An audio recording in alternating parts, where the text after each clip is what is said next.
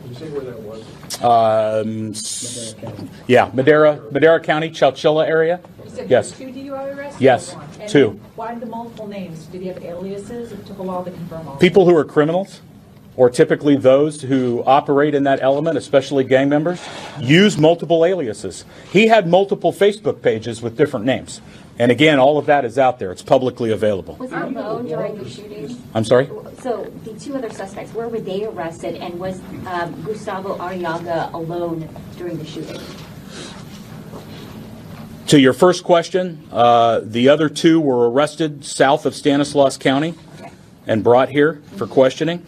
At this point, yes, we believe that Arriaga was alone when he committed the crime. Have you established in your mind a motive for why? We're going to continue to monitor the news conference in Modesto, California. An emotional sheriff there talking about the arrest of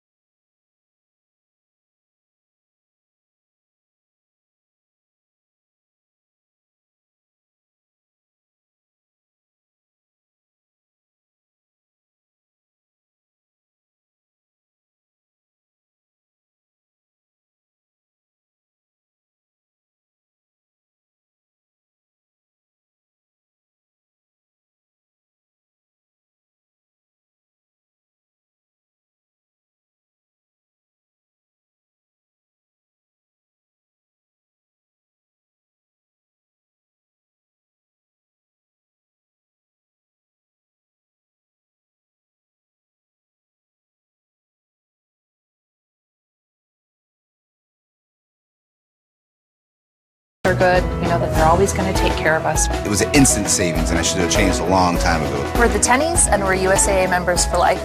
Call USAA to start saving on insurance today. I did a lot of research into DNA tests. Most can tell the continent or country that your ancestors are from, but Ancestry DNA showed me the specific places they called home. 20 million members have connected to a deeper family story. Order your kit at Ancestry.com. Hi, I'm Annette and I'm an actress. Under eye bags and wrinkles are so frustrating. I came across Plexiderm and I was so excited. We have a model, his name is Richie, and all he's doing is taking a small amount. It's so powerful, that's all it takes. It literally creates an invisible layer that tightens the skin and smooths it out. All you do is gently rub it underneath your eyes, on your fine lines and wrinkles, and it visibly disappears in as little as 10 minutes. This is the only product I have ever used that actually really works. I look a good 20 years younger. Frankly, I don't think I looked this young when I was 40. My real true opinion is totally words I can't say on camera. This is absolutely unbelievable. I mean, I could feel it just lifting my skin. It was amazing. It feels good. It feels great. Looks even better. The videos that you see are real. Those are the results you can expect to see. Get Plexiderm for up to 50% off, plus get free shipping. Order yours at Plexiderm.com or call the number on your screen. People with type 2 diabetes are excited about the potential of once-weekly Ozempic. In a study with Ozempic, a majority of adults lowered their blood sugar and reached an A1C of less than 7 and maintained it. Under 7? And you may lose weight. In the same one-year study, adults lost on average up to People with type 2 diabetes are excited about the potential of once-weekly Ozempic. In a study with Ozempic, a majority of adults lowered their blood sugar and reached an A1C of less than 7 and maintained it. Under 7? And you may lose weight. In the same one-year study, adults lost on average up to People with type 2 diabetes are excited about the potential of once-weekly Ozempic. In a study with Ozempic, a majority of adults lowered their blood sugar and reached an A1C of less than 7 and maintained it. Under 7? And you may lose weight. In the same one-year study,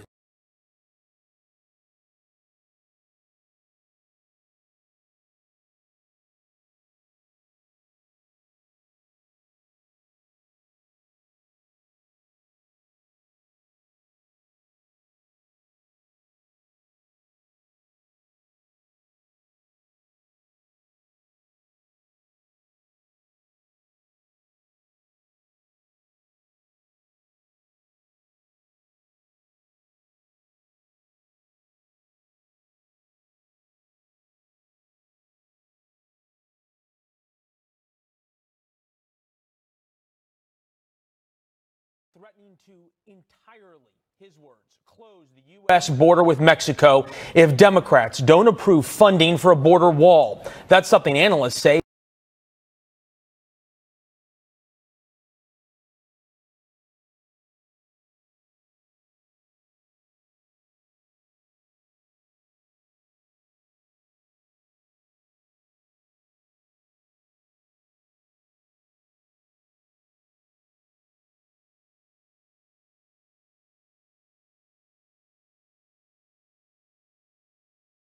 the end of the year. Ellison Barber live at the White House, where it is noteworthy the president is as well, rather than on vacation. Hi, Ellison. Hi, Leland. The president's budget director and incoming acting chief of staff Mick Mulvaney says that the president is absolutely serious about that threat the to end shut of down the the year. southern Ellison border, Barber despite live what at the legal White House, experts where it is may say are noteworthy the questions president that is may as arise well, about whether or rather not he than can on actually vacation. Hi, Ellison. do that. He says Hi, at this Leland. The point, all president's options budget are- director and all incoming options acting chief of staff are Mick on the Mulvaney table, says because that the president is absolutely serious about that threat the to end shut of down the the year. southern Ellison border, Barber despite live what at the legal White House, experts where it is may say are noteworthy the questions president that is may as arise well, about whether or rather not he than can on actually vacation. Hi, do Ellison. that. He says Hi, at this Leland. The point, all president's options budget are- director and all incoming options acting chief of staff are Mick on the Mulvaney table, says because that the president is absolutely serious about that threat The to end shut of down the the year. southern Ellison border. Barber. Despite the 1.3 Democrats offered, he's also pushed back on the idea that federal workers are not getting paid. He told reporters no one is going without pay and that paychecks are going out today for a pay period that ended on December 22nd. In the past, Congress has passed legislation to give furloughed workers back pay after a shutdown. Mick Mulvaney talked about that as well, pointing to that as another reason why some of the reporting on this, in his view, has not been accurate. But there, of course, is no guarantee that Congress will pass that sort of legislation. In terms of this shutdown, he says that they are in this for the long haul, and the discussions have essentially broken down. At this point, the White House is placing a lot of the blame for all of this on House Minority Leader Nancy Pelosi. Look, I think that's a question you'll have to ask Nancy Pelosi. Right now, what we've seen from her is that she's unwilling to actually do anything until she gets her speakership. She's more willing to protect that than she is to protect our borders and protect American lives, and we hope that we'll see that change over the next couple of days.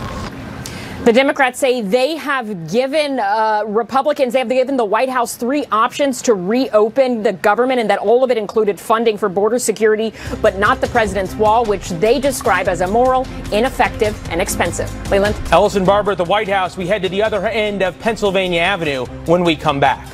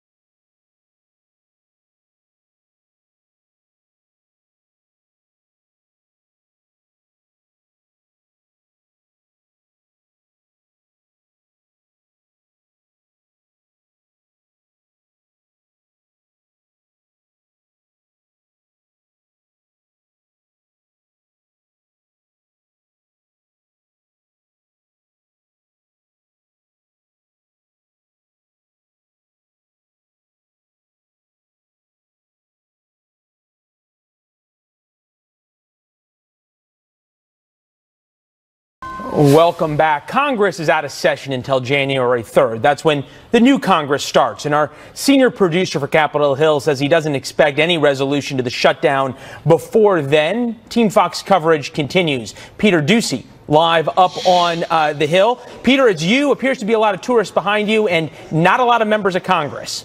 That's it, Leland. And Republicans, wherever they are, don't want to give up an inch. A critical ally to the White House on the Hill, Senator Lindsey Graham, just tweeted this. He wrote, "To Nancy Pelosi and the House Democrats, no wall money, no deal." And there are no key members on the Hill today to sort any of this out. Just a lot of tourists looking around as the clock ticks away on Paul Ryan's tenure as Speaker. Republicans in the House seem satisfied with the $5 billion in border wall money they passed that got stuck in the Senate.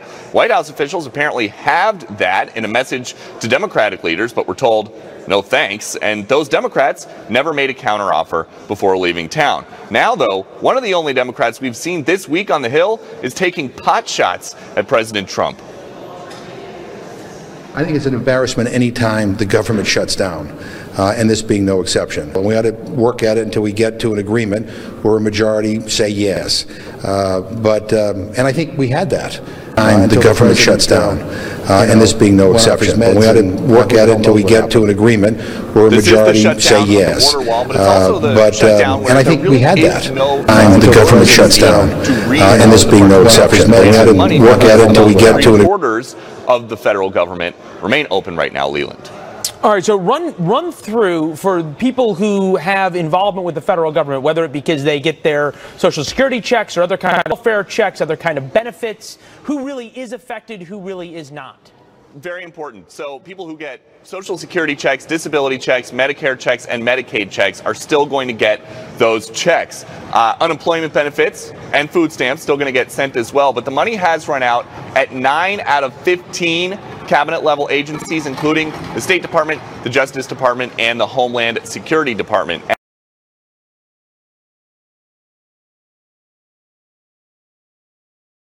And a lot of employees at those agencies are still working right now, but they are also waiting to get paid until the people here can scrape together enough tax dollars to pay them. Leland? Noteworthy, as always, during government shutdowns, that the government is able to scrape together all the tax dollars to pay congressmen and senators, though, correct? Correct. Yeah. In this one they are, yep. All right. Peter Ducey on Capitol Hill. Peter, thank you. With that, we bring in our political panel. Former Nevada State GOP chair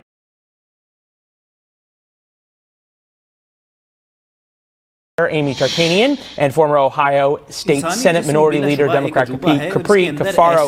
Ladies, nice to see.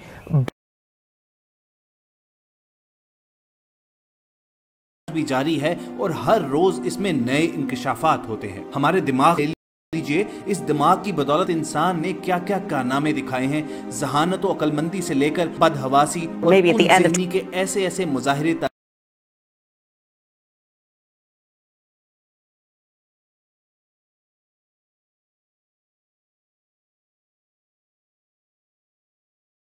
निजी तकरीब में उनका सामना शहीर खान से हुआ और शहीर खान ने ये इस ख्वाहिश का इजहार किया कि वो मौलाना के सामने अपने फन का मुजाहिरा करना चाहते हैं। मौलाना तारिक जमील ने कमाल मेहरबानी से उसे इस बात की इजाजत दी और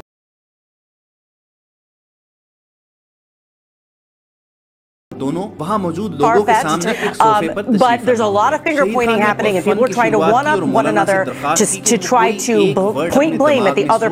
और उसको ना तो किसी कागज पर लिखें और ना ही किसी को बताने की जरूरत है, बल्कि सिर्फ वो लफ्ज या वो एक्शन उनके दिमाग ही में मौजूद रहे, लिहाज से सिक्योर हो और किसी को शक न गुजरे कि शहीर खान ने चीटिंग की है। उसके बाद उन्होंने मौलाना से दरखास्त की कि वो अपने इस लफ्ज को किसी एक्सपीरियंस में बदल दें, यानी अगर उनके जहन में एरोप्लेन का लफ्ज है तो वो इस लफ्ज को एक्सपीरियंस में इस तरह बदलें कि वो ये इमेजिन करें कि गोया वो एरोप्लेन में बैठकर सफर कर रहे हैं। उसके बाद शहीर खान ने मौलाना का हाथ अपने हाथ पर रख लिया। उसके बाद उनसे दरखास्त की कि वो इस अमल का हिस्सा बन जाएं, यानी अपने दिमाग में वो अमल दोहराना शुरू कर दें। कुछ देर आंखें बंद रखने के बाद बाद शहीर खान ने आंखें खोली और मौलाना को कहा कि क्या मैं दुरुस्त हूँ कि आप इस अमल में मूव कर रहे हैं, यानी हरकत कर रहे हैं, ये कोई स्टैटिक एक्शन नहीं है। जिस पर मौलाना ने असबात में सर हिलाया। मौलाना तारिक जमील की तरफ से हाँ में जवाब मिलने पर चंद सेकंड के अंदर अंदर शहीर खान ने वहां मौजूद लोगों के सामने ये गेस कर लिया कि मौलाना अपने जहन में बास्केटबॉल खेल रहे हैं, और इस बात के जवाब में मौलाना ने एक बुलंद कहका लगाया और इस बात का एतराफ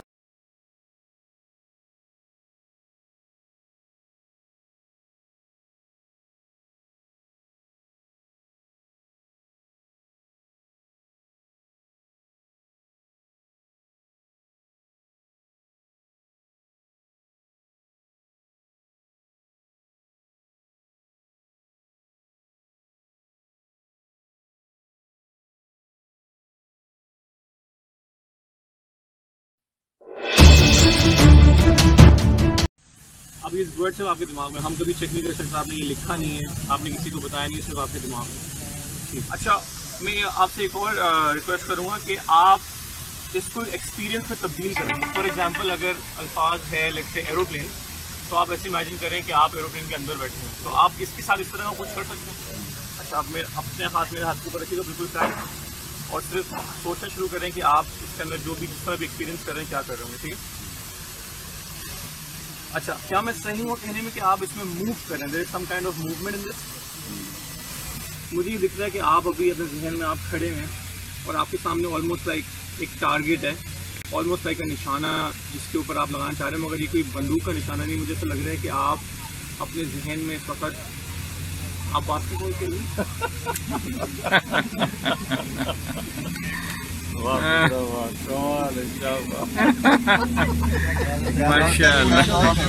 पहले मिनट से आखिरी मिनट तक मिल नहीं सकते। मैं इसकी मुरीदी में आता हूँ। हम दोनों मिलकर दुनिया में जाएंगे। तेरा कारोबार क्या चीज है?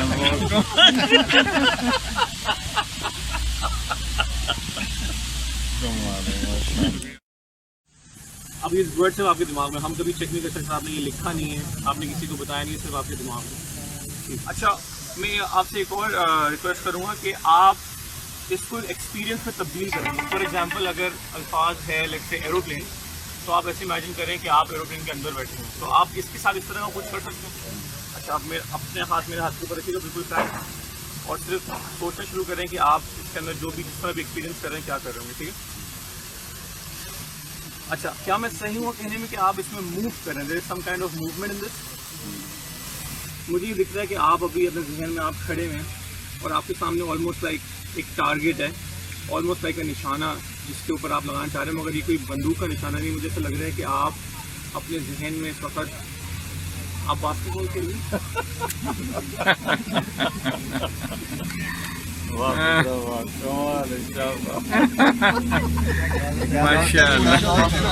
पहले मिनट से आखिरी मिनट तक मिल नहीं सकते। मैं इसकी मुरीदी में आता हूँ। हम दोनों मिलकर दुनिया में जाएंगे। तेरा कारोबार क्या चीज है? In terms of numbers of dollars for border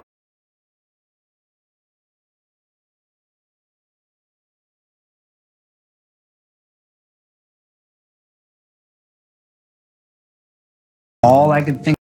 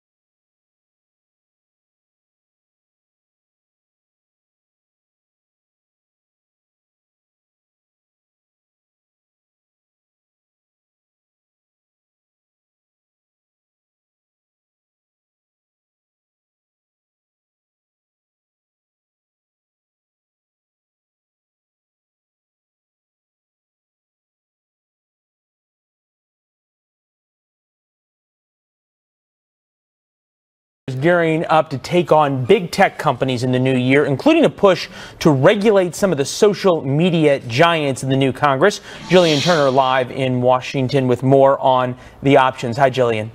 Hey, good afternoon, Leland. When the 116th Congress eventually kicks off, there are some major cybersecurity items on their agenda. Capitol Hill insiders tell Fox News members are using the government shutdown period to sharpen their knives in anticipation of two big battles. First up is regulating big tech, and members on both sides of the aisle have their sights set on the big three social media companies. That's Facebook, Twitter, and Google-owned YouTube. But the two sides don't want the same things. Democrats want social media companies to get rid of fake news faster than they did in 2016 to avoid more foreign election interference. Republicans, by contrast, want to hold the big three accountable for anti-conservative bias. Both parties want new legislation on the books before the 2020 campaign season kicks into high gear, Leland.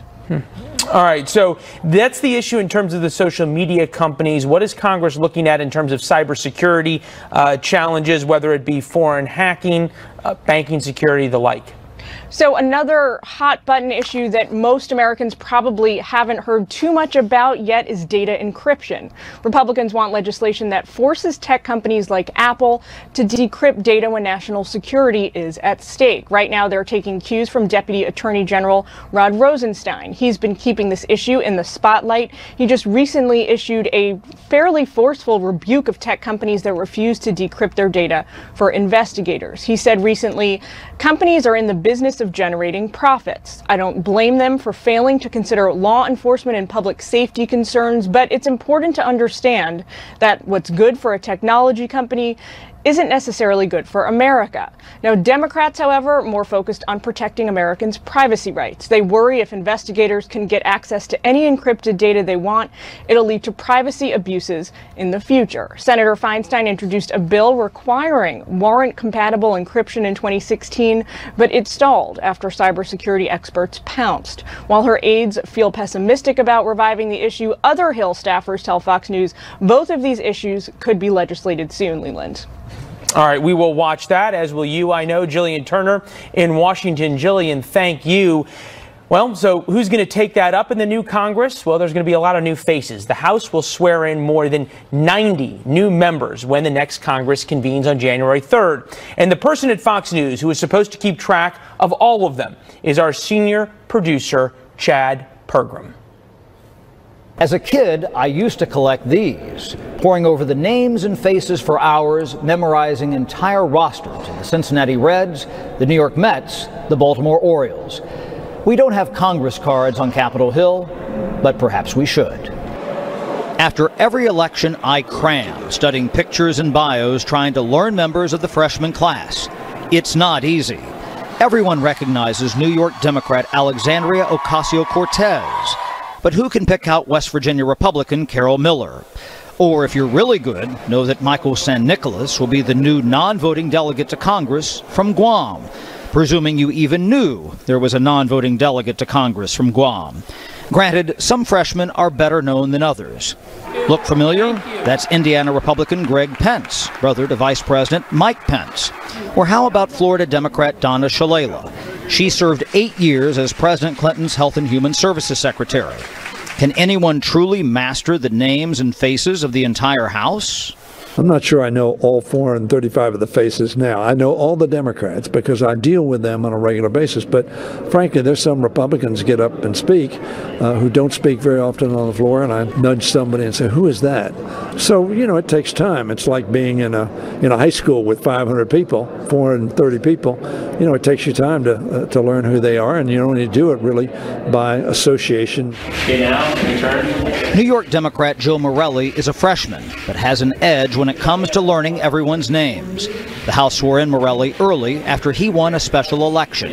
Yeah, I have a cheat sheet on my desk, a book of all the pictures and names. And what I'm trying to do is, say hello to a group of people each day, learn a little bit about them that triggers things in my mind that will hopefully be helpful in terms of working together. This is the House Freshman Directory from 2014. Lined up together are pictures of then freshman Mike Bost of Illinois, Rod Blum of Iowa, David Young of Iowa, and Bruce Poliquin of Maine. it's really easy to tell me apart from the others. I'm the best looking and I'm always smiling. It's the only thing you need to know about life. It's easier to tell them apart once you see them in person. Blum is tall and often wears a pocket square. Poliquin is shorter. Congressional leaders have an advantage of learning who's who compared to the rank and file. I campaign with them. I'm in fundraisers with them. I'm on the street corner with them or knocking on doors. And so I get to know them. But it's really a chore for members who don't do that kind of campaigning with them. Still, freshmen, like most freshmen, are sometimes afterthoughts, be they in high school or in Congress. There's 435. Someone was joking with me. He was a senior member of the House. He said, I don't try to get to know names until they win their second term. And so maybe some people will start to learn who I am now that I won my re-election. Learning more than 90 new House members is easy compared to the challenge posed in 1895. That year, voters sent a record 178 freshmen to Washington, the largest freshman class of all time. On Capitol Hill, Chad Pergram, Fox News. And we could have gone for a few more minutes of everything Chad knows up on Capitol Hill. Chad, thank you. Stocks wrapping up a wild, emphasis wild week. Take a look at the Dow right now, down about 120. Although at one point today it was on track for its first winning week this month. Monday marked the worst Christmas Eve trading session in Wall Street's history. On Wednesday, it made a major comeback, gaining more than 1,000 points for the largest single-day gain ever. Fox Business Network's Jerry Willis live down on the NYSE. Today, no difference. Huge roller coaster. Oh, my goodness. No kidding, Leland. Up and down and back and forth over the break-even line for the Dow many times today. Right now, we're down 91 points. We're kind of accelerating into the close, going further negative. S&P 500 down only 5 points. The NASDAQ composite is still in the positive. But let me tell you, you mentioned it, volatility throughout the week. Traders cautious here Friday, after a Thursday. Wow, never seen anything like it. We closed up 260 points, but that was before we fell 600. So that 850-point intraday move is the biggest in the Dow's 120-year history. So a big move there. And that's what it's been like all week. Really, really volatile. I want to talk about Tesla here for just a moment. Elon Musk here hiring 2 new board members. As you can see, Larry Ellison, the very famous Oracle founder, and Kathleen Wilson-Thompson, a senior vice president for Walgreens. What's going on here? Well, Tesla is having to comply with an SEC agreement to expand their board to include these new members. Big questions about Ellison, though. He is a friendly investor who has put $3 million into the company and a big fan of Elon Musk. We'll see how that works back to you. All right, Jerry Willis on the exchange. We got about 17 minutes of trading. We'll continue to watch it. Jerry, thank you. Overseas now, there's word that our one-time allies in Syria are now getting some new help after President Trump announced that U.S. troops would withdraw. They're looking for assistance from Syria's murderous dictator and Russia. Details on that when we come back.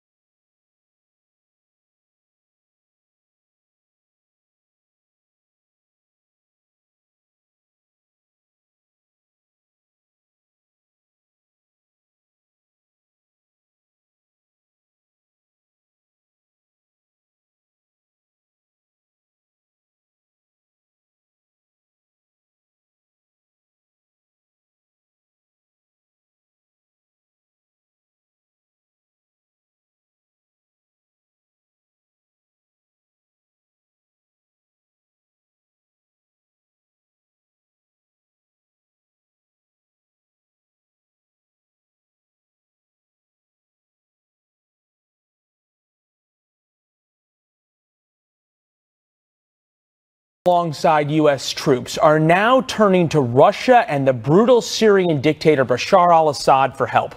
U.S. defense officials tell Fox News that Russian-backed Syrian government forces have moved into the outskirts of Manbij. That's a key strategic town in northern Syria. Hundreds of U.S. troops are still there. U.S.-backed Kurdish fighters invited Assad's forces to come into the town to protect it from Turkey. That's after President Trump announced he was pulling American troops out of Syria. Manbij was an Islamic State stronghold before Kurdish fighters liberated in 2016 with a lot of help from the U.S. military. With that, we bring in Dan Hoffman, Fox News contributor who was in charge of the CIA's Middle East Department and served as a station chief in South Asia. Boy, Dan, if you're the Kurds, you're thinking to yourself, with friends like America, I don't need enemies almost. Well, it's a very dynamic war zone, frankly, and there are some competing interests there. The Kurds would like to have some self-governing autonomy like they enjoy in northern Iraq. They're very concerned about the Turks, who would like to wipe them out. The Turks consider the Syrian Democratic Forces, which is essentially made up of those Kurds you've been talking about, to be an offshoot of the outlawed PKK. And then, of course, Syria would like to gain control over that region. They don't want to give the Kurds autonomy either. In a larger sense, though, what does this mean for when guys like you, who were frontline CIA operations members, special activity division guys, who go into bad places and partner with people like the PKK, who may or may not be perfect? The Syrian Democratic Forces obviously have some issues inside of them, but you partner and you say, I'm here with America's word and Americans help, and then all of a sudden you pull out and they can't take on the Russians. They know that. Right. I can tell you from my own experience of having served 3 years in combat zones in the Middle East and South Asia, it's always about developing partnerships and being the indispensable leader of those partnerships, where we leverage good relationships like the Kurds, who were the ones doing the fighting against ISIS. We were in a train and assist mode with some artillery assistance. And the question I would have is whether, with the U.S. withdrawal of this relatively modest contingent of 2,000 troops, it might degrade the Kurds' ability to finish the fight against ISIS. And then secondly, the post-conflict question looms. Because ISIS may melt into an insurgency. We need to deal with that as well. In a way, for these Kurds, not only was it 2,000 U.S. troops, but it was protection from U.S. air power. It was protection on the deconfliction line of telling the Russians and the Syrians to stay away from the Kurds. Take this even out of Syria, though. The next time a CIA officer goes to a rebel group like the Kurds and says, America is here to help you, we are going to be our friends, all they've got to do is Google U.S. actions inside Syria and realize that sometimes America leaves you out to dry, and now you got to look to the Russians or the Syrians for help. Well, I can tell you in the Middle East, it's all Machiavellian realpolitik, where they all understand nations don't have too many friends, but they do have a lot of interests. We'll still maintain our contacts with the Kurds. We'll still find ways to support them, certainly on the intelligence side, I think, as well as with the military. And I would also wait to see how this shakes out. National Security Advisor Bolton has said that he plans on visiting Turkey and Israel in January. I would expect this issue to develop over the coming weeks. Well, I think it was Churchill who said that countries don't have permanent allies, only permanent interests. Real quickly, it seems as though the Russians have put a warning shot across Turkey's bow. Do you think the Turks are going to listen to it? The Turks, I think, been, friendly with the Russians at times. Remember, they're purchasing Russian S-300 air defense systems, but at the same time, they are rivals, and they are going to be rivals in this area. And the concern I think we have is that while they are in competition mode, does ISIS take advantage of that to reconstitute itself? I think that's the concern from U.S. national security strategy. Well, and one can't forget, even though they're buying weapons from the Russians, the Turks are still a member of NATO and Article 5 in effect. Dan, appreciate obviously your service in harm's way and in dangerous places, and obviously your insights here. Thank you. All right, we'll be right back.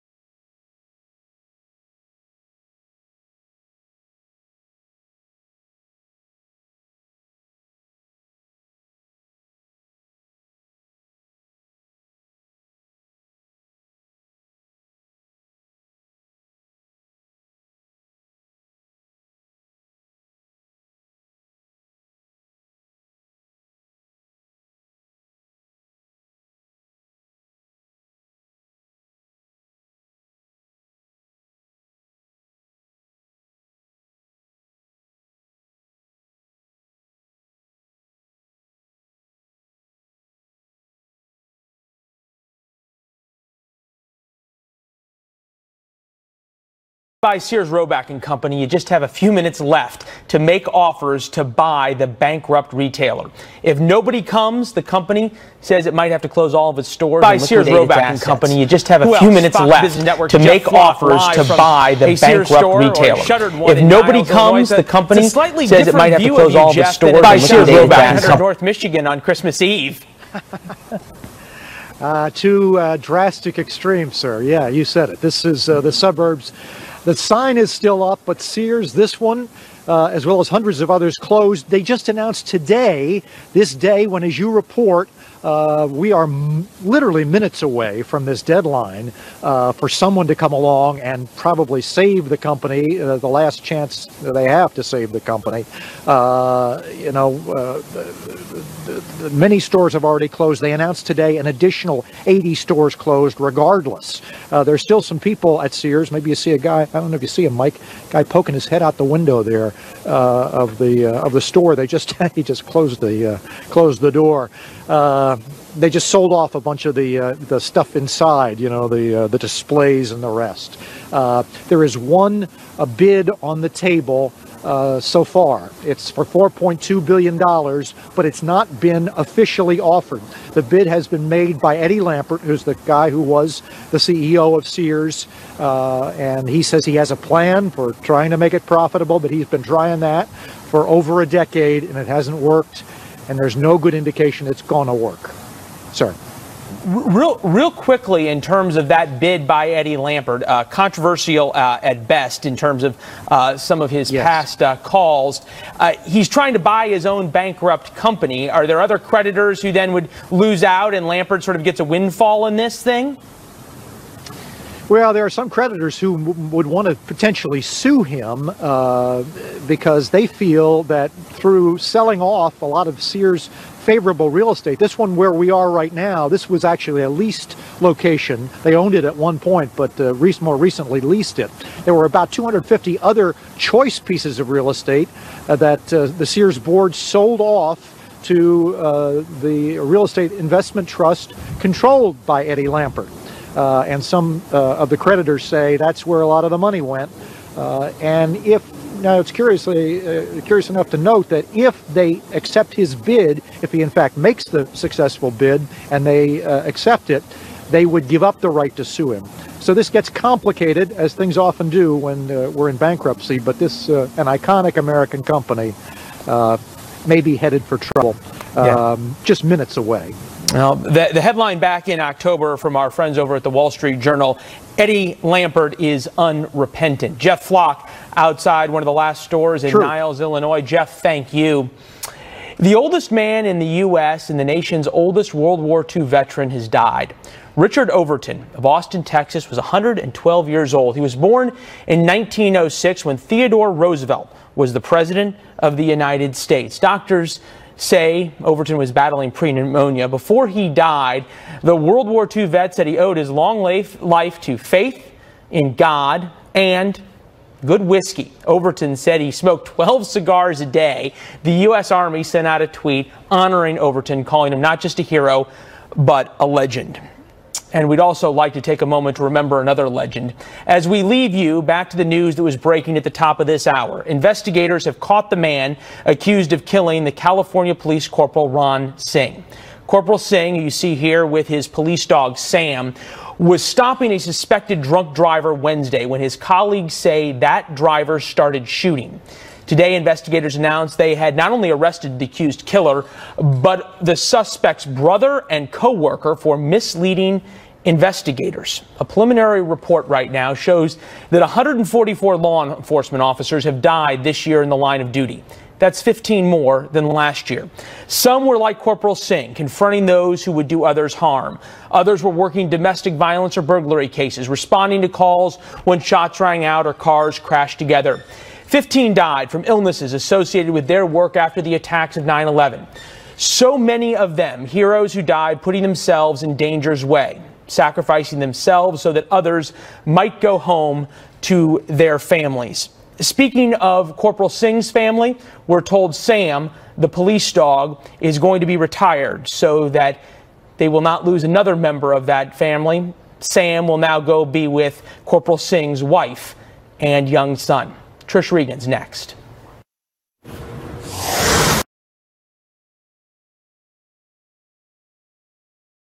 In Newman, California, authorities saying the alleged gunman was in the country illegally.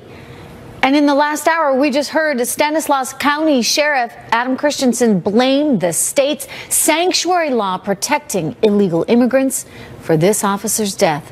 Hello, everyone. I'm Trish Regan in for Neil Cavuto, and this is a special edition of Your World. Let's get right to Fox's William Lejeunesse, who has the latest on this developing story.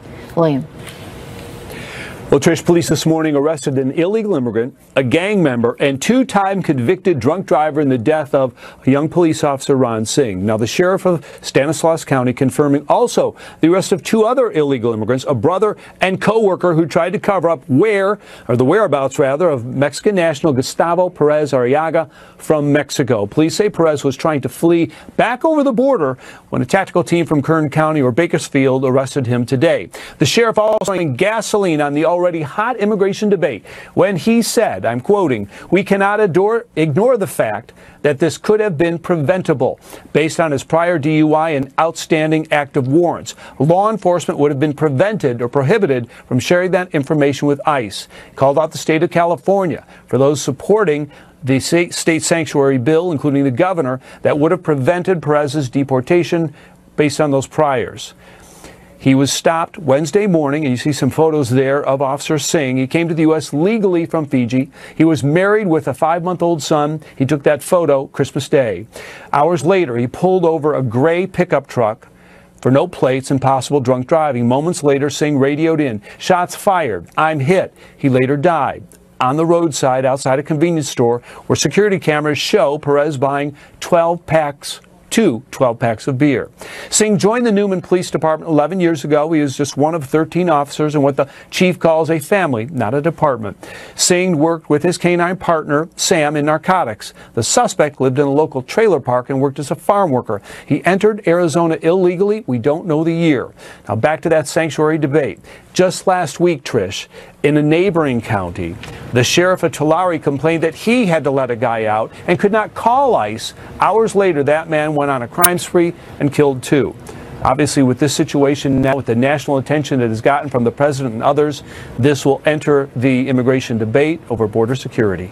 Trish? William, thank you very much. All right, so we now know that the suspect, I can tell you, entered our country through our southern border in Arizona, which is part of the reason why Arizona Republican Congresswoman Debbie Lesko says major changes really need to be made. She's living it every day there in her home community. Good to have you here, Congresswoman.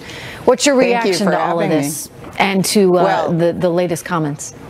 It's a very sad situation that that officer had to die at the hands of an illegal immigrant. And it's just another example of why we need to secure the border and change our loose and lax immigration laws. What is it like there where you are in Arizona? I mean, how do people feel overall about this? And what is your concern about the trafficking that's going on right there in your backyard? You know, illegal immigration and stopping it has been the #1 issue poll-wise in Arizona for many years, and it was this election year too, especially in my district. People are compassionate, and that's why we have over 1 million immigrants that immigrant here legally, but they want people to follow the laws. They want to know who's coming across the border. They want things done lawfully. And that's why when I was in Congress, Republicans pushed for changing the immigration loopholes so that it's not incentivizing these cartels to exploit children and women. I mean, this is a bad problem. It's up to Congress to fix it. And I really hope that the Democrats will come to the table and negotiate, because this is about national security. It goes beyond, I think, the wall, right? I mean, you need the wall, I think, that for various reasons, including the symbolism of it, right? I mean, it sends a message to anybody who wants to come here illegally. You shouldn't underestimate that. But what you're talking about is something on a bigger level. And I think that this is something that everyone in the country, both sides, could agree on, which is some major immigration reform. And yet the Democrats, because they're stuck on this wall, because frankly, let's face it, it's a political issue. They do not want anything that this president has promoted is really a signature issue to seem as though he's succeeded. So because of that, they're not moving forward on this meaningful immigration reform to get the good people in and keep the bad people out. Well, you're absolutely right. I voted for legislation that I believe was a compromise, and it would have funded border security and a border fence, but it also would have allowed DACA recipients to stay here legally. To me, that was a compromise, but not one single Democrat in Congress voted for it. And now, you know, last Thursday, Republicans in the House voted to keep the government open, and so it also included about $5.7 billion in funding for border security and a border fence and for disaster relief in California and Florida. And again, not one single Democrat voted for it. And so then it goes over to the Senate, and because of their 60-vote rule, they need Democrat input. Well, the Democrats have just been obstinate. They will not come to the table. It's very disheartening. I hope that they do. All right, so now you're in this standoff, and you get the government in shutdown mode. How long does that continue? You know, I don't think anybody knows right now. I'm back in Arizona. I came back last Saturday night, but have my bags packed, ready to go in case a deal is made and that we can go back and vote for something that's reasonable. Again, this has been going on for quite some time, and in Arizona, this is a hugely important issue. Our lax immigration laws are creating incentives for people to come here and for people to bring their children here. You know, I hear you, and this is something that really does need to get resolved, and it's coming to a head. Congresswoman, thank you very much. I do want to go right now to Bakersfield, California, because that is where the Kern County Sheriff, Donnie Youngblood, is speaking right now. This is where the man was apprehended. Let's listen in. Sanctuary in a house. Any of those people are subject to arrest, and we're committed to making those arrests if we could prove that someone helped him. So for those three people, did they help transport or house? I can't tell you exactly what their role is. We're still on scene. This is still an active investigation, and there could be more arrests. But I can tell you we believe that they were involved in harboring or providing sanctuary to this suspect. Could you reiterate their names and ages, please, those three people?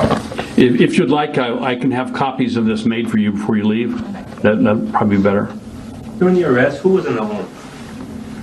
There were 6 people, I believe, in the home when we made the arrest.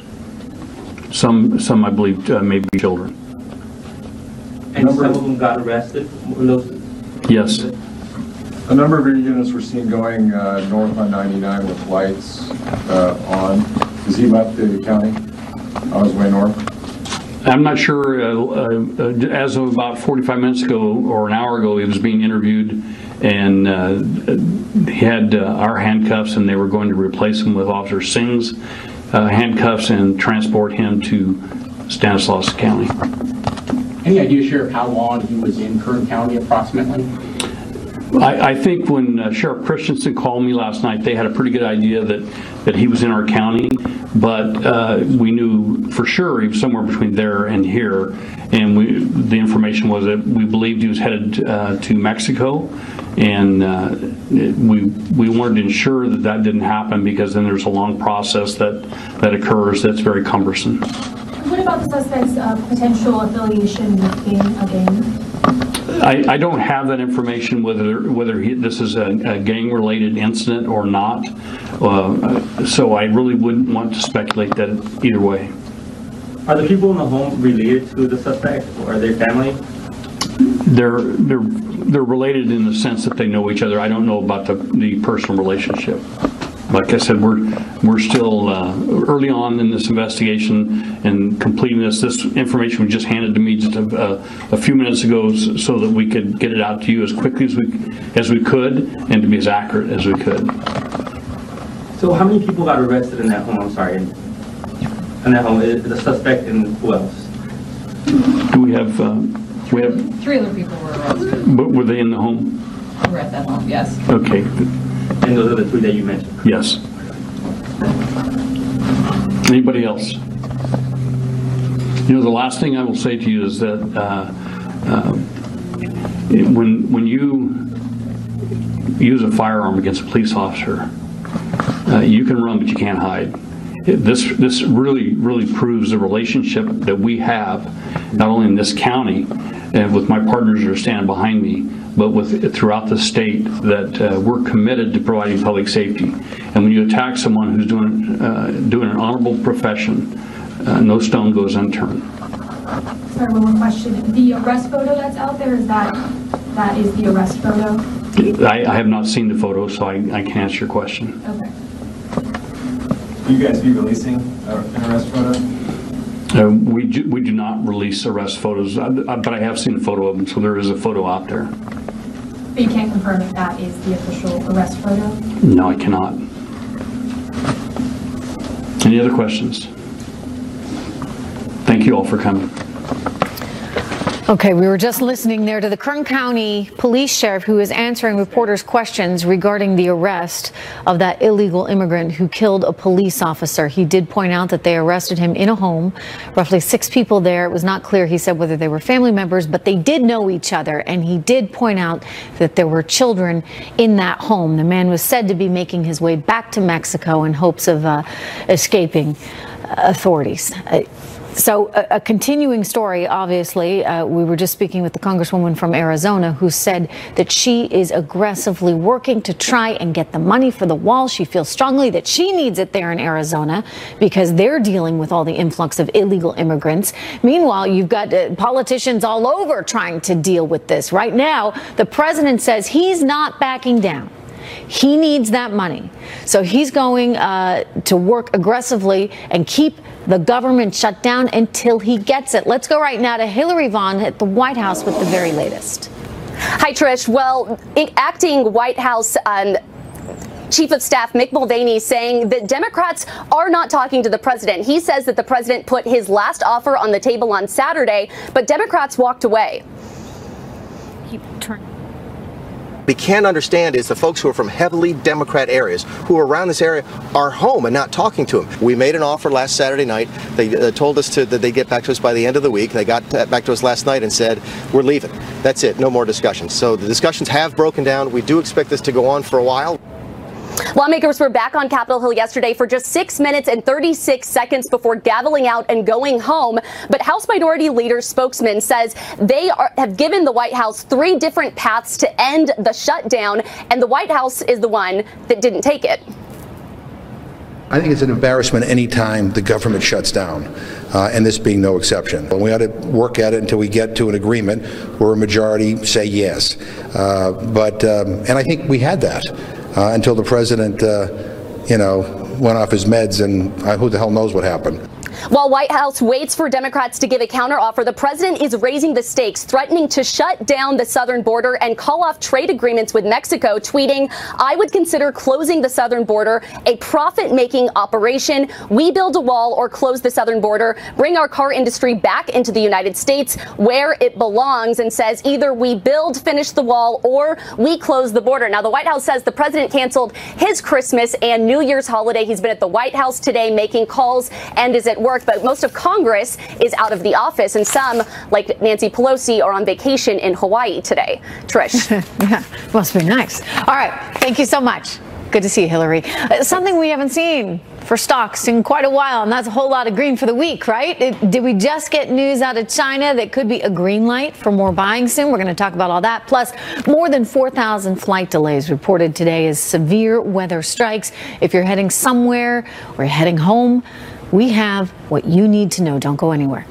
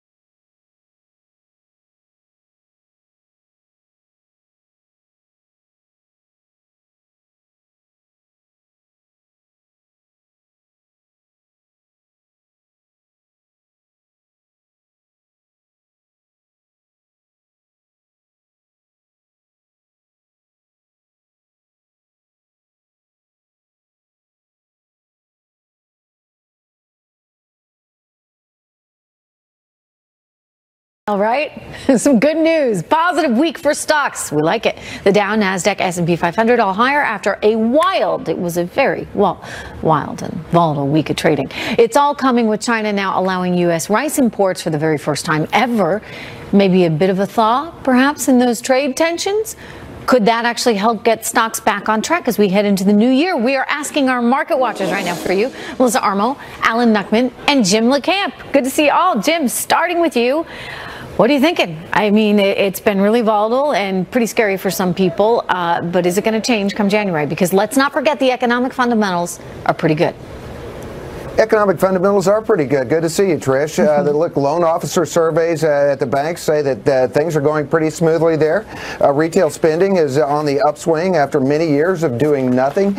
Business spending is still pretty good. Leading and coincident economic indicators all pretty strong. So the economy is doing pretty good. We're going to probably have a 2.4% GDP quarter, which is not as strong as the first 6 months, but it's still a pretty good quarter. And we are going to have the end of tax selling, which is now officially, well, we have maybe another half day, but it's pretty much over now. Do you actually think that that's one of the big reasons we've seen some of this downside?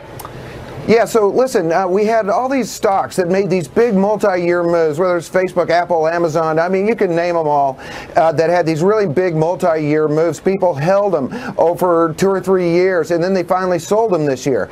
So they were incurring massive capital gains at a time where the market really wasn't doing anything. So you had a lot of tax selling to offset those gains. Now you overlay that with a Fed that pretty much spit the bit in many people's eyes when they came out for the December meeting and the press conference, which didn't help either. You have what seems to be a presidency that's even more unpredictable than we thought in the first place. And it makes people worried. Okay. And so that's why you're seeing that volatility. Let me get over to Alan for a second, though, because Jim just brought up the Fed. And, you know, here's what I would say about that. Sometimes I think there's too much of a concern or a focus on the Fed when there should actually be a bigger concern on the Democrats coming into the House. Because, look, if our economy's strong and we're doing well, I think we can handle a quarter point. I mean, it may not be ideal, right? But we can handle it. What I don't think that we can handle is Maxine Waters going after all the banks, as she's promised she will. We don't want to hear more of this rhetoric from the likes of Nancy Pelosi, and we don't want more investigations that are on their road to nowhere, but yet that is what we're going to get. So could the change in House leadership, in your view, Alan, be affecting the markets? Well, anything's possible. I focus more on price than politics, which is hard to do these days. I really like the price action this week. We made new lows and we had a higher weekly close, so that's a positive. And we're 7% off that bottom. To get back to interest rates, we're still at extremely low levels at 2.5%.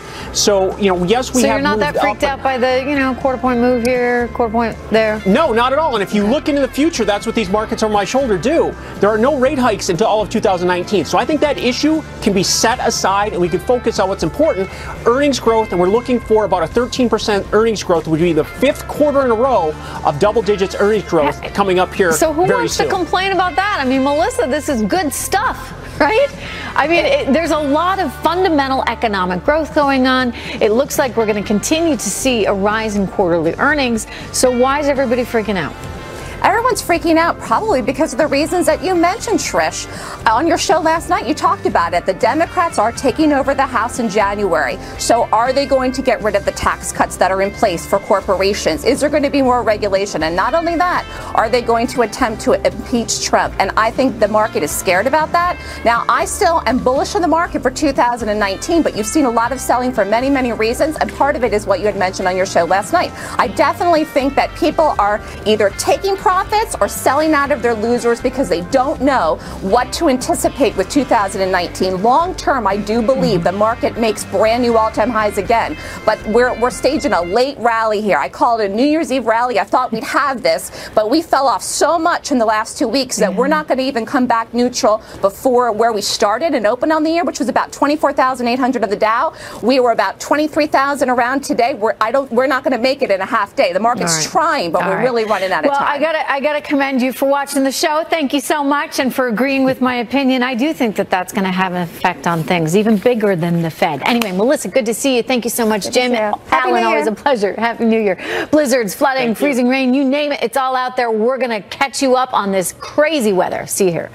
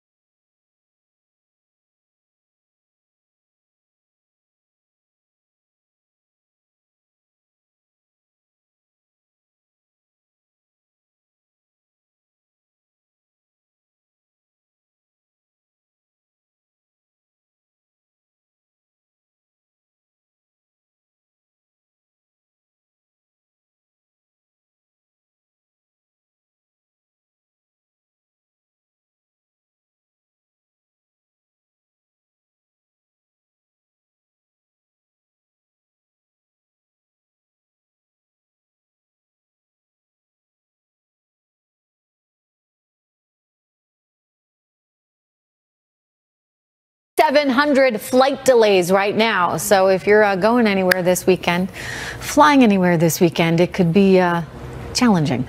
Wild weather is going on throughout the country right now, and Fox News meteorologist Rick Rackmuth is here to give us an update on all of it. Hello, Rick. Hello. So it gets a little bit better this weekend, but today rough. Yesterday really bad. You can see the cold air is settled in behind this storm that brought blizzard conditions across parts of the northern plains, and then it's really warm out across a lot of the east with a warmer side to this storm. Temps have really dropped here. You see since yesterday 26 degrees cooler in Kansas City than you were 24 hours ago. New York City 18 degrees warmer than you were 24 hours ago, and that's all part of this storm. Big delays in the Philadelphia airport as well as all the New York City airports down across the southeast. Airport delays haven't been that bad, but the roads have had lots of problems with flooding. We had over 11 inches of rain overnight in Louisiana, and it's a really slow moving storm with a lot of moisture. That combination means for flooding, as well as all of the rain we've seen this year. Atlanta now the second rainiest year you've ever had, and a lot of places across the east, the rainiest year you've ever had. This rain will continue to pull off towards the east very slowly, more across the mid-Atlantic in towards the northeast, eventually even across parts of Maine. That'll turn into some rain as this front moves through. Here's how this plays out. This moves on through for the most part overnight tonight, and we also are watching a weak storm across parts of New Mexico. Blizzard warnings in the Albuquerque area right now. But take a look at what happens over the weekend. We just kind of see this continued flow of moisture across parts of the southeast. So a very gloomy one, but anywhere, say, north of the Tennessee Valley, you're okay. And the Pacific Northwest, more rain and moisture comes in and some more mountain snow. Take a look at where we are wind chill wise right now. You see these kind of purples? That's really cold Canadian air. And sometimes you get that. You think that's going to invade across a lot of the U.S. It's not. Tomorrow it starts to retreat a little bit. It goes back towards Canada where we like to see it. And we get those temperatures going back a little bit better. One last thing, Trish, Times Square, New Year's Eve, not a cold one this year. Temps into the mid 40s and rain, which is going to feel cold if you're standing out there for all that long. Yeah, but still, at least it's not, below whatever. That's good news for our colleagues that are out there on New Year's Eve. Thank you so much, Rick. Good to see you. Some of the holiday travelers are going to be heading to Times Square, as we said, for New Year's Eve, where New York City is getting ready for crowds of nearly 2 million people. My goodness. Fox News' Brian Yanes, he joins us right now with more on how the city is preparing for it all. Brian. Hi, Trish. Well, the New York Police Department spends all year training and preparing for New Year's Eve here in Times Square. And on Monday night, some 2 million spectators will be standing out here for up to 12 hours to watch the ball drop and usher in 2019. Now, the New York Police Department has taken all the security measures one could imagine. Take a look at this list. Thousands of officers will be here in Times Square. 200 plus blocker vehicles will be used, sniper teams, an NYPD drone, and K9 bomb units. Now, roads will begin to close at 4 a.m. on Monday. Then they'll start moving in sanitation trucks and police vehicles strategically placed in and around Times Square to prevent a vehicle from ramming into the crowd. Sniper teams will be placed throughout where crowds will be standing. They're going to have a 360-degree view of Times Square. They'll be paying especially attention to the 35 hotels in the area and looking at anything suspicious there. Now, new this year to the NYPD force are drones, and weather permitting, they'll be flying this unmanned aircraft above Times Square for the very first time. The DJI M210 quadcopter will fly from the roof of a building in Times Square, and it'll be tethered to a power source line. It's equipped with a live video camera and thermal imagery, providing a close-up view of the crowd below. Now, also new this year, well, they'll be using explosive odor pursuit dogs. The NYPD started using these types of dogs back in November, and this is 6-year-old German Shepherd K9 officer Frankie and his handler Scotty. Frankie is specially trained to be able to sniff out explosives from some 70 yards plus away and to hunt down where that explosive is coming from. Again, that is for defense of a potential suicide bomber. But the NYPD says this is the safest place to watch New Year's Eve. And again, back to what Rick said about the weather, I'm really happy it's not going to be -4 degrees like last year. But the bad news is for those folks out here that'll be in the rain, you can't bring an umbrella. So again, they love to make it as hard as possible for folks to stand out here and watch the ball drops. That makes sense. Oh my goodness. All right. Well, good luck to you, Brian. Thank you so much. Those drones are pretty cool. House Democrats, everyone, reportedly beefing up staff to launch probe upon probe upon probe into President Trump when they take over. But do they risk going overboard? We're going to debate it. Also, Central American countries where these caravans are forming, are they risking their foreign aid right now? The new threat coming from the White House. I'll see you right back here.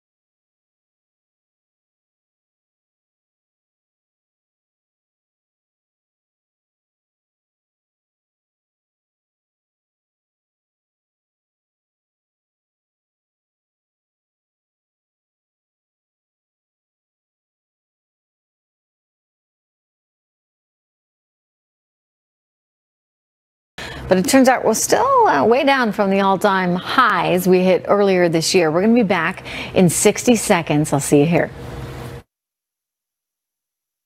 This is not a bet. It's a revolution in sleep. The new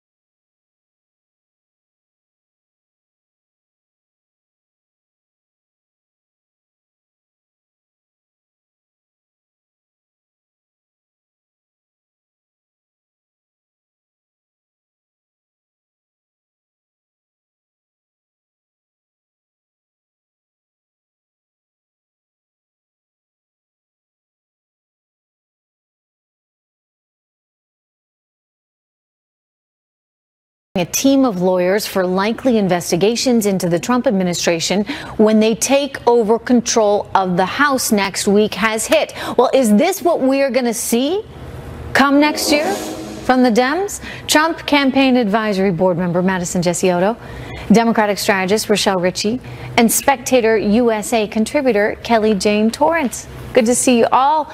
Gosh, I hope not, Madison, because I think it's a complete distraction for the country. But nonetheless, the Democrats seem to like this kind of thing for political reasons. So does that mean lots of investigations? You know, I think very similar to what we've seen in the media over the past 2 years, we're now seeing with Democrats specifically in the House. They're letting their hate for this president cloud their judgment and cloud, of course, their judgment on what they're supposed to be doing in the position they were elected to do. One of the things that concerns me the most here is when we look at the subpoena power. It's something I've written about for a few months now, and a quote specifically coming from Nancy Pelosi talking about, you know, it's a great arrow to have in your quiver in terms of negotiating on other subjects. That's very concerning. That's not a proper constitutional use of the subpoena power. That's something I think we need to be watching moving forward to make sure they don't use the subpoena power in an inappropriate way just because they hate our president. Rochelle, would that backfire? In other words, as a Democratic strategist, do you worry at some point they're going to get a little too rabid here and then it's going to backfire and Americans are going to say, okay, now you're just getting silly? Well, Trish, I think it's no surprise that the Democrats actually are hiring a staff to new counsel, I would say, to possibly look into Donald Trump as far as his tax returns, his relationships with Russia. That's not a surprise to me, but I do think that Democrats have to be careful. Gosh, isn't that what Mueller's there for, Rochelle? I mean, he's been doing it, and he is there for that. But the members of Congress, the Democratic members of Congress, and really the Republican members of Congress are there to protect our democracy, not protect, you know, an investigation necessarily. But I will say that I think that the Democrats have to be careful, and here's why. They only control the House, right? And we know that they've talked about impeachment on some circumstances, and you have to be careful with this word impeachment because the American voters are really split on that idea, and they only control the House and they don't control the Senate. And in order for an impeachment to happen, obviously they would have to have 2/3 of the vote from Republicans, and obviously I don't think that they're going to get that. So I think they have to be very careful with that. So then they would just like they're spinning their wheels into nothingness. They're spinning their wheels, but they still have to work. I mean, they're still going to be able to do this investigation, and focus on health care and immigration. Kelly Jane, you know, she makes a very good point, Rochelle does, in that, you know, they're going to need to thread this needle. So they want to appease their base, and of course they want to appease themselves, and the way they do that is by attacking this president. But at some point Americans say, guys, you know, this is getting just ridiculous. We have nothing from Mueller still. There's no proof of any kind of Russia collusion, and yet you all are pursuing a narrative that you somehow wish was true. At what point do Americans say, I'm sick of it, I'm tired of it, and because of your behavior, I'm not going to vote for a Democrat? Yeah, you know, Trish, I think you're right. And I think a lot of people vote for their member of the House of Representatives to send them to Washington to do something. So I actually have a few mixed feelings about this. I mean, if they spend all their time focusing on investigating the president and trying to get rid of him by any means possible, does that mean they then spend less time on, say, Medicare for all and abolishing ICE? Right? So, you know, I got mixed feelings. But no, I think most people don't want, say, a doubling. And that's what we've been hearing, that they're going to double their staff. half. That's a doubling of Democratic bureaucrats in Washington. I'm not sure that's why people and where sent does it Democrats get them? to Congress. Right? I mean, Madison, where does it leave them ultimately? Because if they don't have the votes in the Senate to impeach him anyway, I guess maybe they generate a few headlines out of it, which is their goal in the mainstream media. But other than that, I do think that people are getting fatigued by the whole bit. You know, Trish, with everyone and their brother in the Democratic Party wanting to run for president 2020, I think it would be very unwise for them to go after the president for no reason, as many people claim that they're doing now. I think one of the things they need to be doing is producing direct, identifiable, quantifiable results for their constituents. And going after the president, investigation after investigation, with absolutely no evidence coming forward, I don't think would be a great use of taxpayer money or time. These people are elected to produce results, and I advise that that's what they should be doing if they have hopes of staying in office, or if they have hopes of maybe rising to a higher office in the future. But you know, one of the concerns I think everyone has right now, Rochelle, is that Washington is just broken. I mean, really flat out broken because of this division and because everyone's pursuing something for political reasons as opposed to reasons that are substantive. We're bogged down in a situation where nothing's getting done. Just look at it. The government shut down. Okay, yes, obviously Washington, D.C. is divided, but let's be clear, the Mueller investigation is not over, and from the last report, we have seen two things as far as Trump being called individual one, directing Cohen to use campaign funds to pay off his infidelities, and two, this alleged meeting that was supposed to happen between Trump and Putin, which would have resulted in phenomenal, which was the word in the report. But the sourcing on when that it comes report to businesses is not great. and I mean, his I think political that's just a advantages for McClatchy Putin. story, and I spoke. It's not great, but it's not over, Trish. with Kimberly Strassel from the Wall Street Journal, who's been all over this from the very beginning, and she really poked holes in the sourcing of that story, which are relevant, and it's something that would have come out probably a whole lot earlier. Anyway, it's I'm sure fascinating for the Democrats to stay on this trail. I just wonder if it's in fact destructive for them ultimately. We'll see. Thank you so much. Good to see you guys. Is today the day we say goodbye to Sears? The deadline for anyone to save the company, it just passed minutes ago. Were there any takers? We'll talk about it.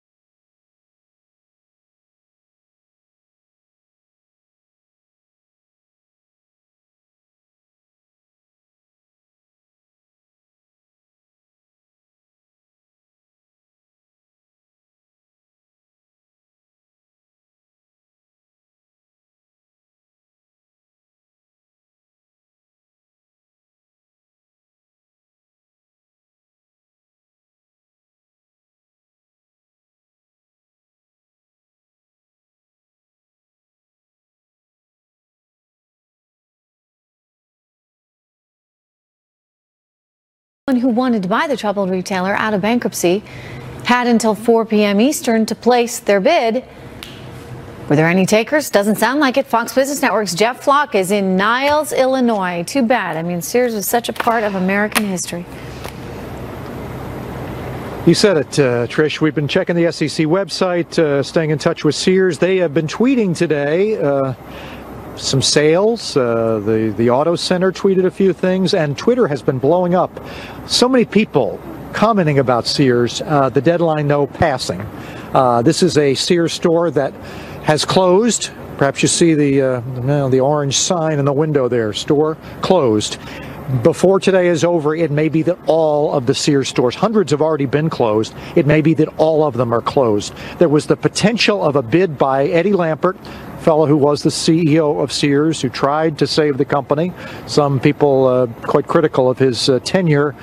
Thought about a bid from him of $4.6 billion. He needed to secure financing. At this point, it seems clear, unless there is an extension in this, that he has not secured it and will not, and that means liquidation for all of the Sears. The company announced an additional 80 stores today would be closed, whether there was a bid or not. And now it appears no bid, and so no more Sears.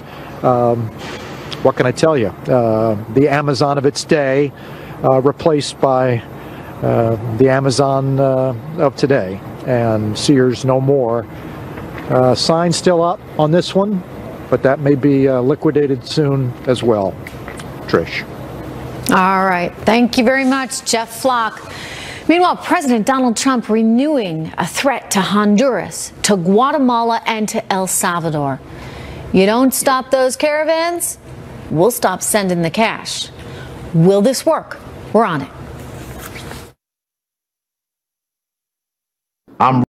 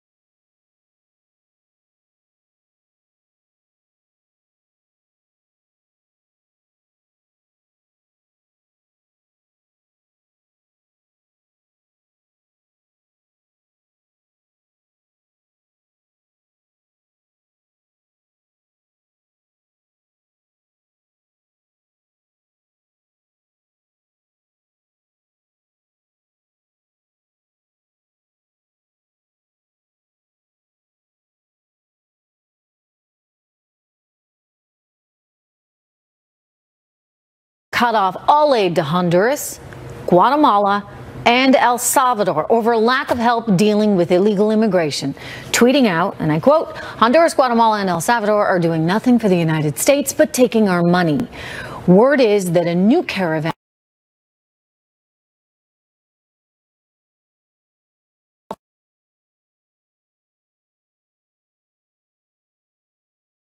for years, exclamation point. Former Democratic Congressman Brad Miller joins me right now on the issue. How do you feel about it, Brad? No aid for anybody who's not willing to take some kind of role in stopping the caravans. Well, the money is not going to the governments for the most part. The vast majority of the money that we provide in foreign aid to those countries, maybe all of it, is administered by the USAID, United States Agency for International Development, a U.S. government program, or through charities, NGOs like Catholic Relief Services. There is not funding provided to those governments, and the circumstances in those countries are desperate, which is why people want to leave. We have not in the past come down hard on countries for trying to keep, for not trying to keep their people in. But clearly we're not coming down on them either. Mr. Gorbachev, tear down this wall. We're not coming down very hard on any of these countries whom we give hundreds of millions of dollars in aid to try and make sure that they actually improve circumstances there, so that these caravans don't form and start. Again, the money's not going to the governments. It's going to aid directly to the people of those countries. The greatest via the government, though. The government does have a role in distributing the money, sir. So the government has a role in all of this. And you're talking about hundreds of millions of dollars that are taxpayer dollars. And the idea being that if they can't get their act together, these governments can't embrace a more fair system of government that is more equitable and that actually ensures that the proper people are going to be getting the right kind of aid, then why the heck are we giving them money in the first place? I don't think the money is going through the government. As I said before, it is largely administered by our own government, USAID. I traveled on congressional delegations in the decade I was in Congress. I saw USAID's work. They do it directly. It is not government money given to the government of other nations. Regardless, this is still a government, sir, in each of these various countries that hasn't been able to get its act together enough to actually create a prosperous enough environment so that people want to stay, nor have they bothered to shut down the caravans that are attempting to make their way north to our border. No, they haven't gotten their things together, their stuff together, their mess together. Those are societies in which the wheels have come off, which is why people are leaving. Okay, but don't you think that there should be some accountability and some pressure put on the governments themselves? Some kind of consequence if you don't actually try? Again, the funding, which is for nutrition, where there are severe food shortages, the food insecurity problem has been called GRIM. Food insecurity means you don't know where your next meal is coming from. I know. I mean, look, Venezuela has the exact same issue right now. There's violence. People have lost. Venezuela has the exact same issue right now, and we've been reporting on it regularly on my show every single night. But you have a system of government there that has not done enough itself to actually improve the circumstances for people. As far as all of this money and all this aid, yes, we're all for helping people, but what should be done in the way of helping those to help themselves? In other words, can some of the individuals really start to put some pressure on the governments themselves to make changes? You know, I just don't know why you keep on giving money, and there's no actual results. We're giving money to Catholic Relief Services to provide nutrition to people who would otherwise starve to death. I don't see how that particularly is something that cutting it off would come down those governments. From reports that we have put forward, sir, a lot of this money is going to places it shouldn't. And even though you intend for the money to go for nutrition and to people that need it, often these goods are smuggled out of the country. We've shown repeated video of food trucks being looted by people who frankly are being victims of effective starvation because they don't have enough nutrition. But they're looting the food trucks and the government can't do a darn thing about it. So you've got total chaos in this region, and we just keep giving money. There is total chaos. That's why people want to leave. That's why people seek asylum, because the wheels have come off those societies. So what's your answer? We just keep giving more money? It's only going to get worse. You just keep giving more money. To Catholic Relief Services, yes. To USAID, yes. Giving it money to corrupt governments, no, I don't favor that. And what about the people that are trying to leave? You think that they should just continue trying to leave, and we should perhaps open our arms and welcome them here? Well, we have asylum laws; those are in place. Everyone who comes to the United States and claims asylum has the right to claim it, and even to have for just economic reasons, huh? Well, whatever the law is, they have a right to claim asylum, the law is that they can't actually, and to apply. They can't actually claim it for economic reasons. I didn't say that. They did. I said that the law is what it is, and they're entitled to apply. Mm-hmm. But they're applying for economic reasons, and that is part of the problem. I just have a question, because, I mean, what's the thinking here? You just open it up and we'll say, hey, whole Western Hemisphere, come on in. I mean, economically speaking, sir, it doesn't make any sense, because you know what? We can only do so much. And we're struggling to take care of the people that we have right here in the United States. How do you just say, okay, we're going to do everything we can for every region down in Latin America, and anybody who wants to come here and apply for asylum, go for it? Well, people are allowed to apply for asylum. That does not mean they have a right to get asylum, and we've had that law on the books for some time. Right, but the challenge of that, and you know this as well as I do, is the loophole is that you run the risk of losing people into the country, and this has happened over and over again. We've just had reports of 1,000 people being dropped off near the border in the Texas community. Why? Because they could not be held in the detention center any longer, and so they've just been released into the United States. Hopefully they'll come back for their asylum hearing, but who knows? It doesn't seem like a system that works. Our immigration system has had problems for a long time. It needs a comprehensive solution, and unfortunately the politics gets in the way. On that, you and I, sir, definitely agree. Thank you so much. Good to see you. All right, with no signs of progress, this government shutdown will be punted into the new Congress. Why that may not be good news for either side of this.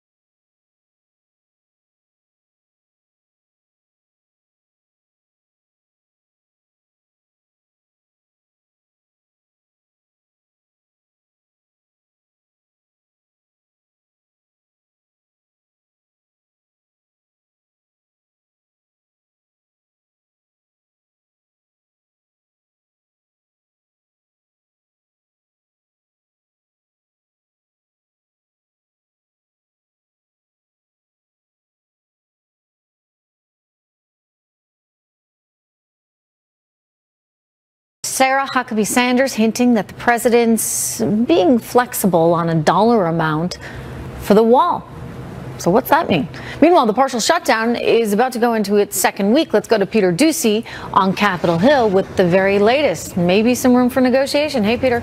Trish, we've been wondering the last couple days, where are these lawmakers who are most responsible for ending the government shutdown? Well, now we know one of the key players is on an island in the Pacific. Nancy Pelosi has been spotted vacationing in Hawaii, and she's certainly not the only one who left town during the shutdown, but she is among the furthest away from the House, and she's also among the most influential in terms of telling a new crop of Democratic congressmen and women what they should and shouldn't vote for. While she's away, a member of her leadership team, Congressman Hakeem Jeffries, is making crystal clear what the Democratic caucus wants. He tweeted this: Day 7 of the Trump shutdown. Republicans continue to hold the American people hostage. We refuse to pay a $5 billion ransom note. In other words, take a hike. In the Senate, the polar opposite message is coming from a Trump ally, Republican Senator Lindsey Graham. He wrote this today: to Nancy Pelosi and the House Democrats, no wall money, no deal. The White House says that they cut their request for border wall money from $5 billion down to $2.5 billion, and Democrats rejected it and then never made a counter offer. And again, based on where we know some of these lawmakers are, it doesn't sound like any of these negotiations have been bearing any fruit. But then again, it doesn't sound like there have been any negotiations, period, anytime recently. Trish. You know, they're all on vacation. Nancy Pelosi's in Hawaii. Thank you, Peter. Good to see you. Happy New Year. All right. I am going to see you all tonight, where I see you every night at 8 p.m. Eastern on Fox Business, the Fox Business Network, for Trish Regan Primetime. We actually have more of my exclusive interview with the Vice President of Venezuela, Delcy Rodriguez. You know, I've been reporting on Venezuela so much. You just heard me talking to the former congressman about some of these Latin American countries that are so challenged. Venezuela is really, I would say, the biggest challenge right now. And the danger for us is that the likes of Vladimir Putin are now in there. The Russians have been buying up oil fields. They have been buying property, all in an attempt to have access, frankly, to us. So I talked to the vice president about that very issue, and we also get into it on the whole socialism versus capitalism thing. You know where I am on that. Anyway, I'll see you tonight at 8 p.m. Trish Regan Primetime. And do make sure to catch Cavuto Live tomorrow, 10 a.m. right here on Fox News. A jam-packed show, including former acting ICE Director Tom Homan, who's giving his first comments about the illegal immigrant arrested for allegedly killing a California police officer. Former Whitewater Special Counsel Ken Starr on calls for the Mueller probe to wrap up in the new year. Don't miss it. And do not miss me at 8 p.m. on Fox Business Network. I'll see you there tonight with the Vice President of Venezuela. The 5 starts now. Happy New Year.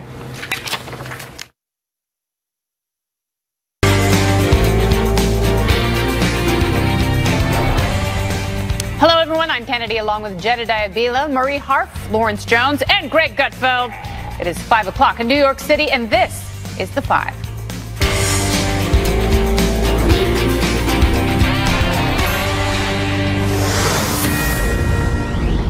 This is a Fox News alert. The illegal immigrant wanted for killing a police officer in California arrested after a massive 48-hour manhunt. The sheriff in charge of the investigation blaming sanctuary laws, saying the suspect had 2 previous DUI arrests, and if he had been reported, Officer Ron Singh would still be alive. Authorities also saying the suspect had known gang affiliations and was trying to flee to Mexico. The slain officer was shot and killed during a traffic stop on Wednesday morning. 2 others have also been arrested for helping the suspected murderer evade capture. Police announcing the arrest at an emotional press conference with the officer's family. Watch. I am pleased and very proud of the fact that the suspect is in custody. He has been apprehended in Bakersfield. He was safely taken into custody earlier today by teams from the Kern County Sheriff's Office and many other law enforcement agencies who have helped us relentlessly pursue this suspect in pursuit of justice.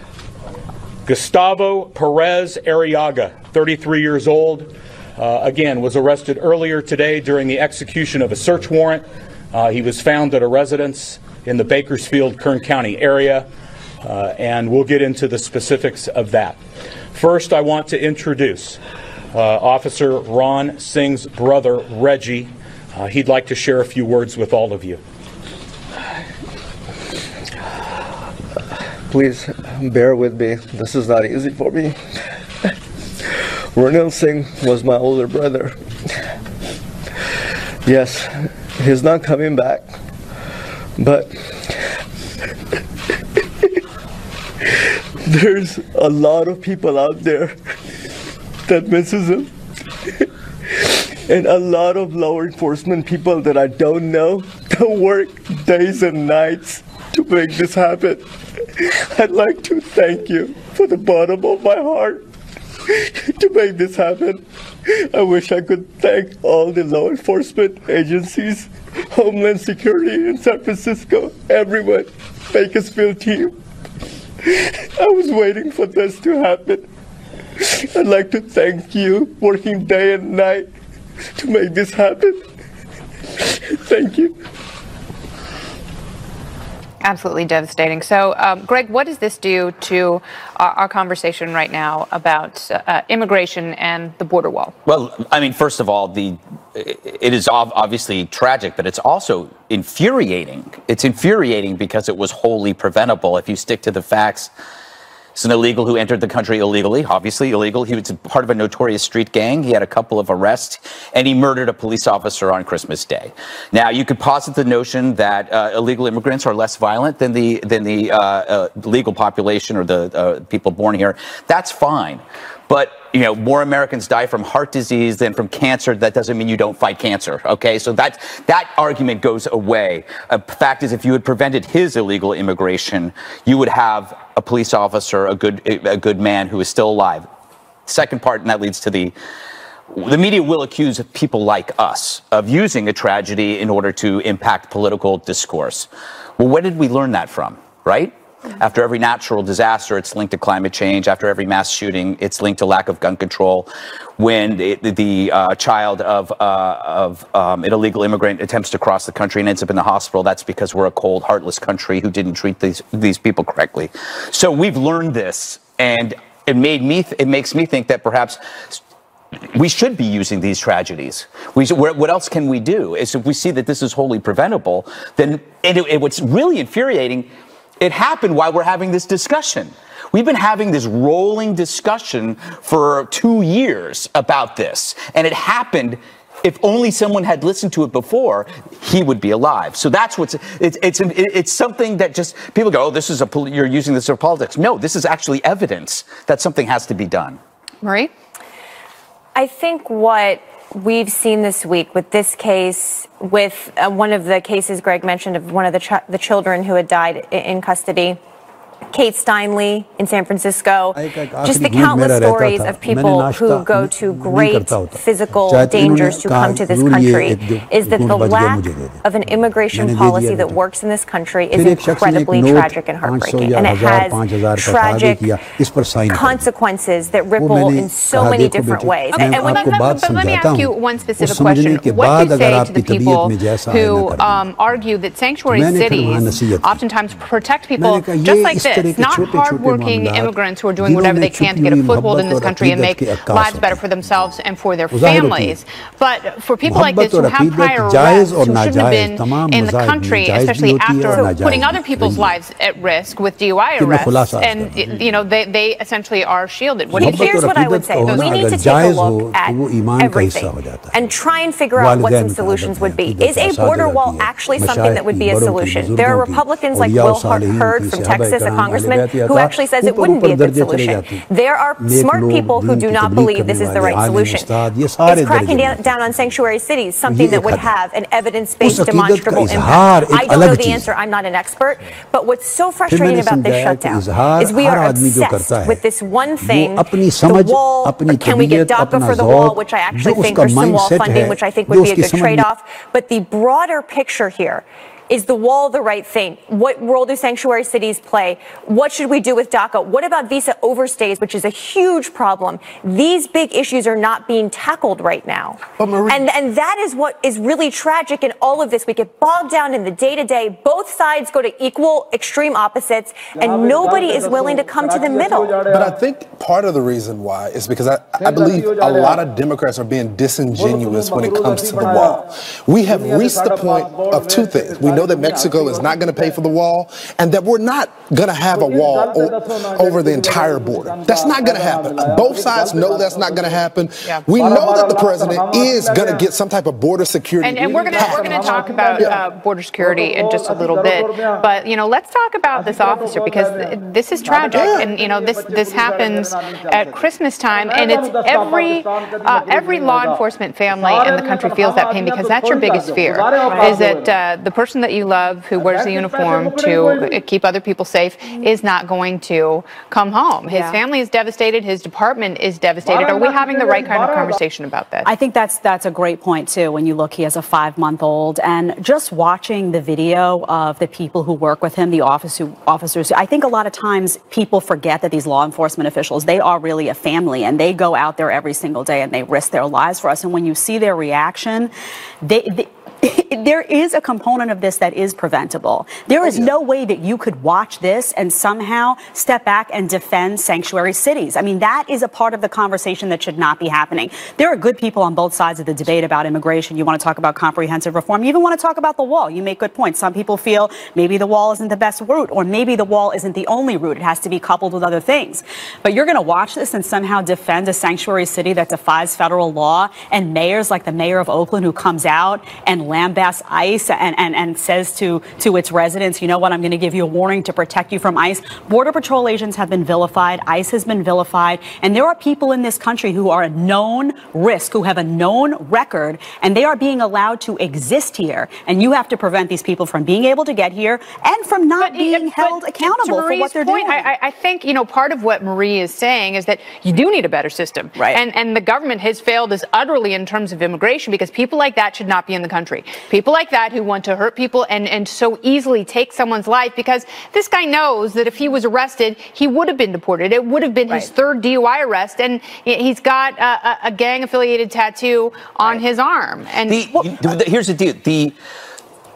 Crimes like this can happen if you take a political or symbolic stance at the risk of the citizens. It's like a sanctuary city is essentially a risk that you place on citizens for a symbolic gesture. It's a symbolic virtue signal. Hey, we care. We're not like Trump. We're not like the rest of everybody else. We care. Come to our cities. Never mind that actually elevates risks. So the whole thing is a travesty, because it's designed to actually make certain people feel better while you pay the price. When the media covers this, though, you had to sift through. When I was looking at the headlines of this story, you had to sift through one article, paragraph 7, you had to get to before they said that this person was here illegally. And then you have the parallel of Trump being vilified every day for talking about a wall, for prioritizing border security, for talking about drug trafficking, for talking about gang violence. Do we know that he came in through an illegal port of entry? I don't know that. I think the details are still emerging here. All of this is tragic, right? Like a police officer getting killed by a citizen is also tragic. We have to look at how things are preventable and how we fix the system. And I think that both sides are very good at vilifying the other. These children that are dying in DHS custody, this has to stop. But that was in a hospital. एक शख्स पाकिस्तान का झंडा लिए इस्लामाबाद में tower पर चढ़ गया है, और उसका मुतालबा है कि उसको वजीर आजम बनाया जाए, क्योंकि मईशत इस वक्त काफी नीचे जा रही है, वो मईशत को बेहतर कर सकता है। तो वहाँ पर मौजूद एसपी ने इसका हल ये निकाला कि उनकी बात कराई शफात अली से, और उनसे कहा कि आप इमरान खान बनकर बात कर लें। 5 मिनट तक बात होती रही, और उसके बाद वो शख्स नीचे उतर आया। क्रेडिट जाता है, नीचे उतारने के लिए उनसे बात करेंगे। शफात अली इस वक्त हमारे साथ है, टीम कार्रवाई का हिस्सा है। तो शफात आखिर ऐसे क्या बात की है? तो वजीर आज़म से बात करना चाह रहे थे, आपसे बात करके नीचे उतर आए। बहुत शुक्रिया। देखिए, पहली बात ये कि ये मेंटल इलनेस और मेंटली चैलेंज पीपल हैं, ये ज़हनी तौर पे बीमार लोग हैं। इनके साथ मुआशरे ज़्यादा हसास होते हैं, इनको चीजें ज़्यादा शिद्दत से महसूस होती हैं। मैंने कोशिश की कि मैं इसको थोड़ा good people in the country and the right number of people who can fill the jobs that are critically. I think it's not getting paid today though because of the shutdown. But we spent the last 3 weeks. We had the Times Man of the Year for journalists that are in danger under Trump's America. We've seen a 12% increase in police killed in the line of duty. From 2018 to 2017, it was like 100 44 have been killed. That's where the risk is. When it comes to every one of these stories, no matter how political it is, it's the guy who gets there first. Who gets shot. Well, we're going to get somewhere first, and that is the government shutdown. It's not stopping Nancy Pelosi from vacationing in Hawaii. Oh, so hot. I hope she's in a bikini right now. Got all that. But अच्छी बात यह है कि अल्लाह का शुक्र है उसकी जान बच गई, उसको अल्लाह पाक ने नई जिंदगी दे दी। मैंने वो साहब बजट थे कि मुझे बात करनी है इमरान खान साहब